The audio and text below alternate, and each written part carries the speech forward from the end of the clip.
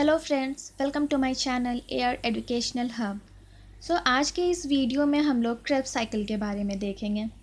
अब चाहे वो कोई भी स्कूल लेवल का एग्ज़ाम हो या फिर कोई भी कॉम्पिटिटिव एग्ज़ाम, ये सारे ही एग्ज़ाम के लिए एक बहुत इम्पॉर्टेंट टॉपिक है। Let's start this. The first step is condensation of acetyl coenzyme A with oxaloacetate. और जो फर्स्ट स्टेबल प्रोडक्ट बनता है वो है साइट्रेट। तो आप लोग ये सोचते होंगे कि 4 कार्बन कंपाउंड से 6 कार्बन कंपाउंड कैसे हो जाता है। ऐसा इसलिए क्योंकि एसिटाइल कोएंजाइम में एक 2 कार्बन कंपाउंड है और ऑक्सैलोएसीटेट 4 कार्बन, तो ये दोनों ऐड होकर साइट्रेट 6 कार्बन कंपाउंड बन जाता है। वैसे ही साइट्रेट के बाद 6 एकोनिटेट 6 कार्बन कंपाउंड, उसके बाद आइसोसाइट्रेट भी 6 कार्बन कंपाउंड।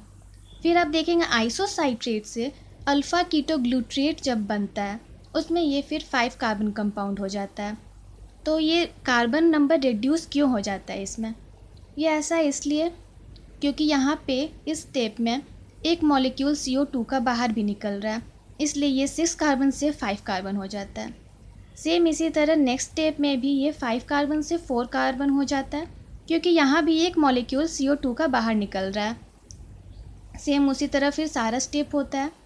किसी भी स्टेप में इसके बाद CO2 बाहर नहीं निकल रहा है, इसलिए सब में फिर 4 कार्बन नंबर कंटिन्यू कर रहा है। तो ये हो गया सारे स्टेप के बारे में। अब बात करते हैं एंजाइम्स के बारे में। तो हमेशा ये याद रखिएगा कि जब भी ATP बनता है तो एंजाइम सिंथेटेज यूज़ होता है। ATP नहीं बनता है तो सिंथेज। जब भी हाइड्रोजन निकलेगा तो डिहाइड्रोजिनेज। उसी तरह फर्स्ट स्टेप में ऑक्सैलोएसीटेट से जब साइट्रेट बन रहा है तो साइट्रेट सिंथेज एंजाइम यूज़ हुआ है, क्योंकि यहाँ पे एक भी ATP मॉलिक्यूल नहीं बना है।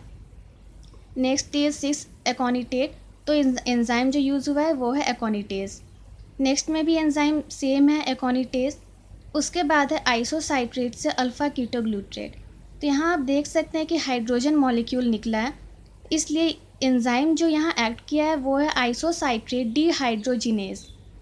उसके बाद सेम स्टेप में भी है, यहाँ भी हाइड्रोजन निकला है, इसलिए यहाँ भी जो एंजाइम होगा वो होगा अल्फ़ा कीटोग्लूट्रेट डिहाइड्रोजिनेज। यहाँ पे एक मॉलिक्यूल GTP का बना है। GTP जो होता है वो ATP के कंपेरेबल होता है, इसलिए यहाँ एंजाइम एक्ट करेगा सक्सिनाइल कोएंजाइम A सिंथेटेज।